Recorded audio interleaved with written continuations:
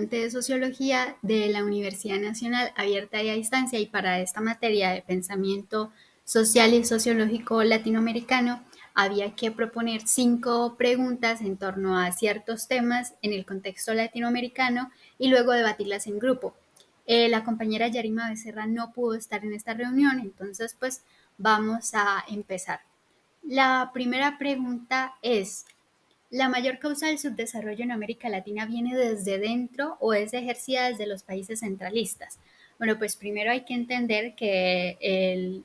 el concepto del subdesarrollo es un desarrollo mínimo que hay en cierto país en aspectos como la economía, la política, lo social, lo tecnológico, etcétera. Seguido de eso hay que entender, un poco del colonialismo, que aunque hace muchos años los países latinoamericanos se independizaron de Europa y tienen, digamos, su autonomía como nación, aún hay cierto poder implícito que ejercen esos países sobre este territorio, y también un pensamiento colonizado, también hay un pensamiento un poco colonizado que va por el lado de la hegemonía.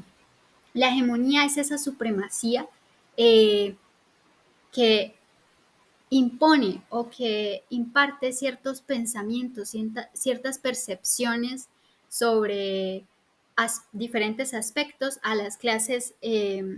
más pobres, digámoslo así, a la población común. Este pensamiento es impartido por pues, las clases altas. Por ejemplo, Boaventura de Sousa, en uno de los libros propuestos para esta unidad, da un ejemplo de hegemonía que puede ser el famoso "el pobre es pobre porque quiere", y no porque hay una falla estructural, sino que se culpa directamente a la persona y le dice: si usted es pobre porque usted no se ha esforzado lo suficiente y usted realmente no ha puesto de sí mismo para lograr lo que, digamos, las personas de clase alta tienen, cuando la realidad no es así y es una falacia, pero es creída por todo el mundo porque es dicha desde esa supremacía. Seguido de eso hay que entender el modelo centro-periferia, que es este modelo en el cual los países centralistas se encargan de lo industrial, más que, digamos, la periferia está encargado de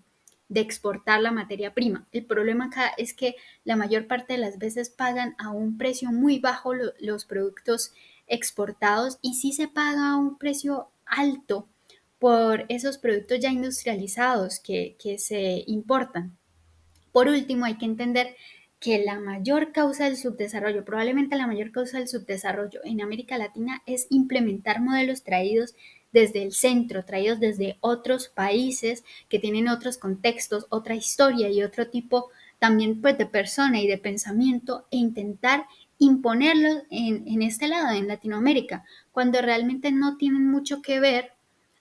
ambas partes, y las condiciones, incluso las condiciones del ambiente son completamente diferentes. Lo que se da acá, los productos que se dan acá son completamente diferentes. Entonces, respondiendo un poco ya para concluir la pregunta, ¿es la mayor causa del subdesarrollo en América Latina ejercida desde los países centrales o desde dentro? Bueno, pues creo que no hay un solo culpable, sino en sí ambas partes tienen la culpa. Por un lado tenemos a Latinoamérica, que deja que se ejerza este poder, pues por una conveniencia, ¿no? Porque los países centralistas aportan, los países centralistas ayudan en cierta medida ciertos procesos, y pues si Latinoamérica pierde esa ayuda va a ser pues grave para su economía y pues políticamente también. Y por el lado de los países centralistas, ya directamente quienes son, quienes tienen todo el poder, por no dejarle independencia, por no dejar la autonomía de los países latinoamericanos, por no dejar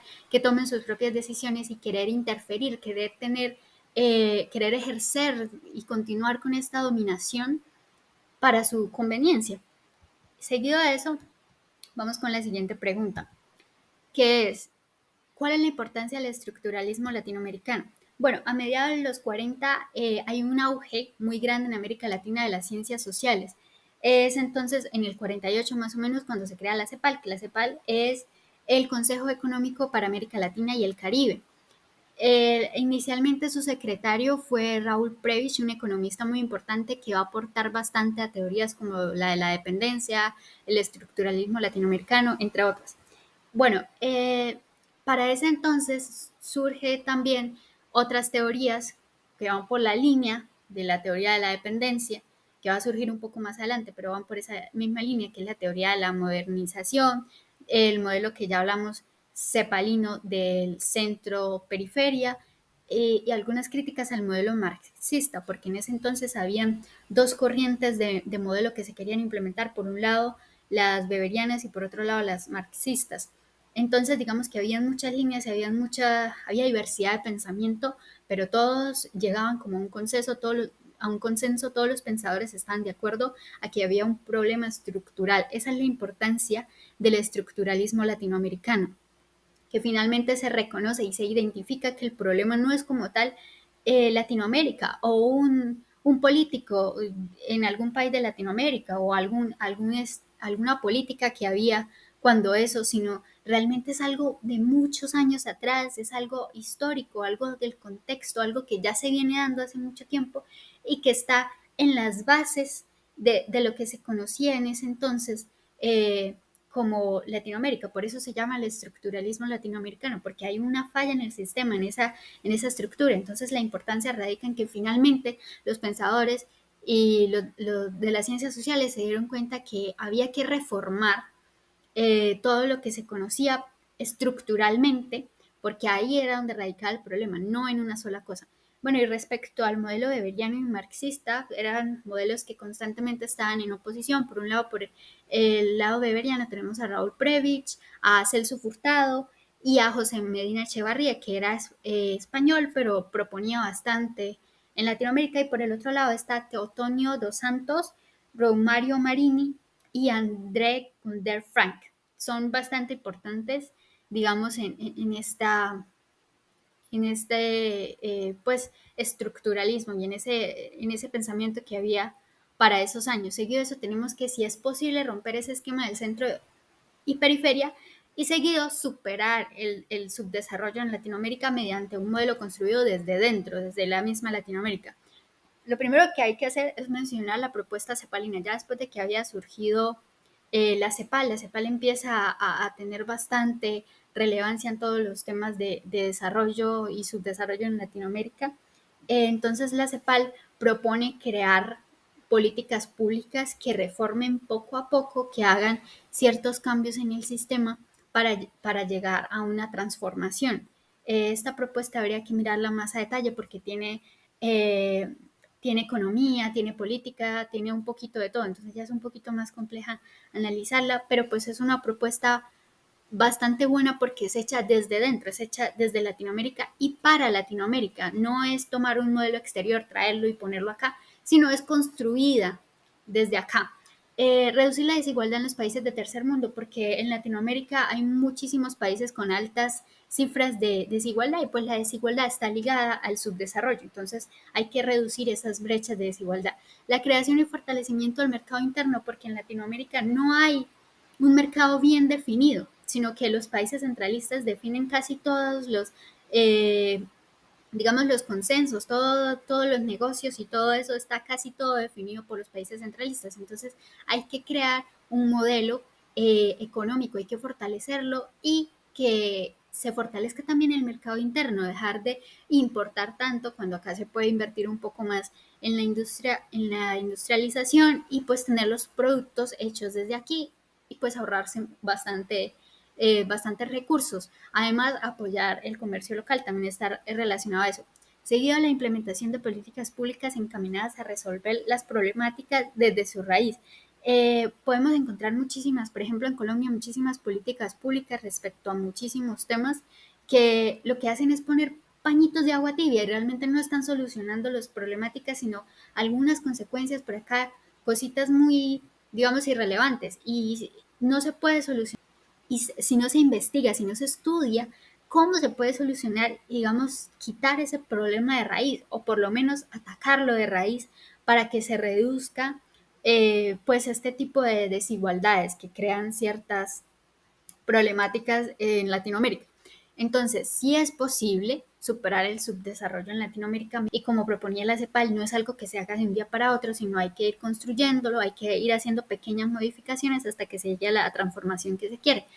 Y bueno, es muy difícil romper el esquema centro-periferia, pero sí por lo menos fortalecer lo local, fortalecer lo de dentro, y ya las relaciones internacionales pues irían pues en otro lado, habría que estudiar eso, pero pues no tener tanta dependencia de esos países. La siguiente pregunta es si la dependencia es producto del subdesarrollo en Latinoamérica. Bueno, en todo este auge de las ciencias sociales nace la teoría de la dependencia por allá en los años 60, cuando los cientistas sociales se dan cuenta que de la dependencia, de esa conexión que hay entre ambas partes, y también pues culpan de esto el sistema mundial, a ese sistema en el que eh, las empresas multinacionales ocupan un papel muy importante y al fin y al cabo se llevan todo el dinero unos pocos, porque pues las empresas multinacionales pueden dar empleo, pero realmente no están contribuyendo a la economía de todos, sino de unos pocos. Entonces, América Latina impulsó el desarrollo en el centro, en los países del centro, pues porque aportó bastante con materias primas, aportó bastante intentando complacer los requerimientos que proponían los países centralistas. Y bueno, pues finalmente ese era el problema, no todas las revoluciones, todas las guerras civiles, sino que se concentraba era en satisfacer las necesidades digamos los deseos de los países de afuera, los países centralistas. La expansión mundial del capitalismo, porque al aumentarse la producción, al aumentarse el la acumulación de los recursos, del dinero, entonces digamos que empieza a crecer la brecha de desigualdad. Entonces probablemente esta dependencia de los países centralistas haya provocado gran parte del subdesarrollo en América Latina, porque por estar intentando seguir todo lo que decían los países centralistas, América Latina no se concentró en sí misma. Además de eso, los países centralistas imponen unos límites en Latinoamérica para el desarrollo. Entonces, claro, si Latinoamérica se concentra más en fortalecer el mercado interno y se concentra más en sí mismo que en los países de afuera, pues no le va a beneficiar a los países centralistas que necesitan de esa materia prima y que necesitan de esos precios bajos. Entonces ellos imponen ciertos límites para mantener esa dominación sobre Latinoamérica. Así que sí, probablemente la dependencia, así como así como lo mencionaba anteriormente, todos estos problemas estructurales sean producto de este subdesarrollo en América Latina, y probablemente sea una relación que también haber sido estado subdesarrollado provocó la dependencia, y que ser dependiente de los otros países produzca el subdesarrollo. Es una relación entre ambas, pero pues sí, finalmente sí se puede decir que es un producto de este subdesarrollo, de, esta,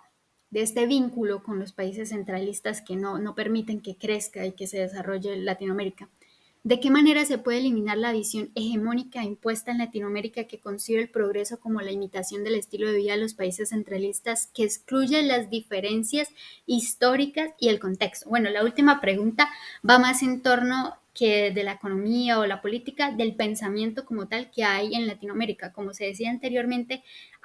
está colonizado el pensamiento desde que llegaron los españoles, pues los europeos acá a Latinoamérica, y, y empezaron a quemar libros solo porque los consideraban paganos, empezaron a decir que lo que se hacía acá no estaba bien, que el color de piel que era distinto ya inmediatamente era pagano y que había que buscar la forma de redimir a estas personas que ni siquiera eran consideradas personas, sino eran menos que personas. Entonces, todo esto, aunque pues ya como he dicho varias veces, ya los países se independizaron, pero no han logrado por completo librarse de esos pensamientos que lo de afuera es mejor, que lo externo es mejor, y que en lo posible hay que copiar al pie de la letra